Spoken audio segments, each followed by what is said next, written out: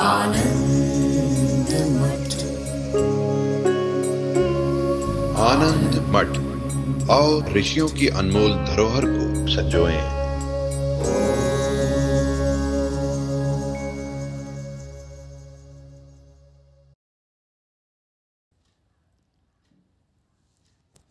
इन्होंने दो ग्रंथों का नाम लिया है।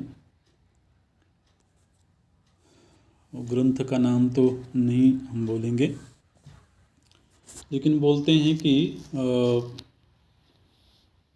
इस ग्रंथ का श्रवण करने में मन लगता है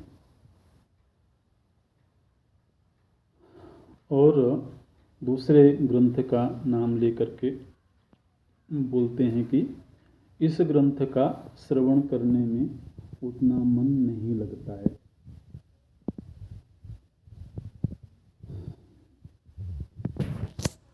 तो इसमें कोई गलती है क्या? इस तरह से ये प्रश्न किया गया है। अच्छा जी, अब यदि तो मन कहाँ लगता है और कहाँ नहीं लगता है, उसके अनुसार ही हम चलें तो फिर तो गुरु की कोई आवश्यकता नहीं है ना। फिर तो मन ही प्रेरक है ना। तो मन की प्रेरणा से सब कुछ किया जाए। देखिए, ये जो अध्यात्म विद्या होती है ये मनमुखी नहीं होती है। शिष्य को क्या पढ़ना है ये शिष्य का मन तय करता है कि गुरु का मन तय करता है। शिष्य की बुद्धि तय करेगी कि गुरु की बुद्धि तय करेगी?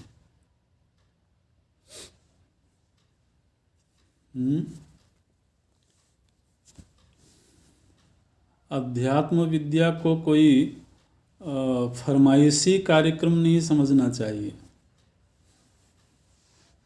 कि रेडियो में भेज दिया, चिट्ठी भेज दी कि आज हम ये गाना सुनना चाहते हैं। फरमाइशी कार्यक्रम चलता था ना रेडियो में, अभी भी चलता होगा शायद, कि हम इस फिल्म का ये गीत सुनना चाहते हैं।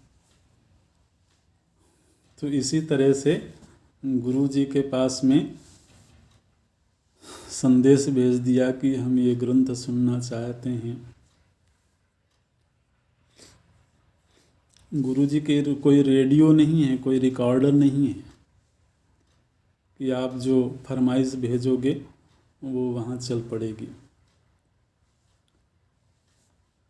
अध्यात्म विद्या के साथ में ये सब सतही स्तर की बातें नहीं करनी चाहिए। और दूसरे, अध्यात्म विद्या पढ़ाने वाले आचार्य कोई ट्यूटर नहीं होते हैं, है ना, कि हम फीस दे करके जब जो पढ़ना चाहेंगे तब पढ़ाएंगे। वो हमारे अधिकार को देख करके वो चयन करते हैं कि इनको क्या पढ़ाना है। अगर हम स्वयं ही अपने अधिकार का निश्चय कर सकते हैं, उस अधिकार के अनुसार हम ग्रंथ का चयन कर सकते हैं, तब तो फिर हम स्वयं ही समर्थ हैं। फिर तो किसी मार्गदर्शक की आवश्यकता नहीं है। इसलिए इस तरह की सोच कहीं ना कहीं शरणागति में शिथिलता का प्रदर्शन करती है। जब हम अपने गुरु के प्रति पूर्ण शरणागत होते हैं तो फिर वहाँ पर उनके वाणी से निकला हुआ हर वाक्य हमारे लिए मंगलमयी होता है।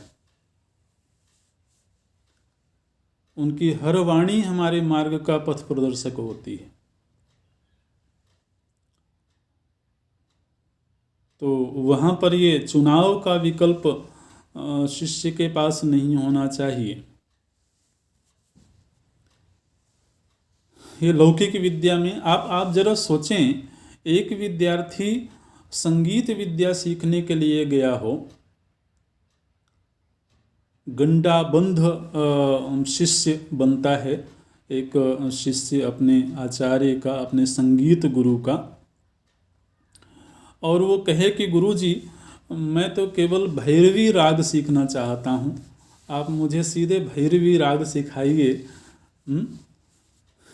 या आप मुझे सीधे दुर्गा राग सिखाइए। अरे गुरु को पता है कि वो क्या सिखाएंगे, किस क्रम से उस विद्या को देना है, उस विद्या का क्रम क्या है, ये उनको पता है।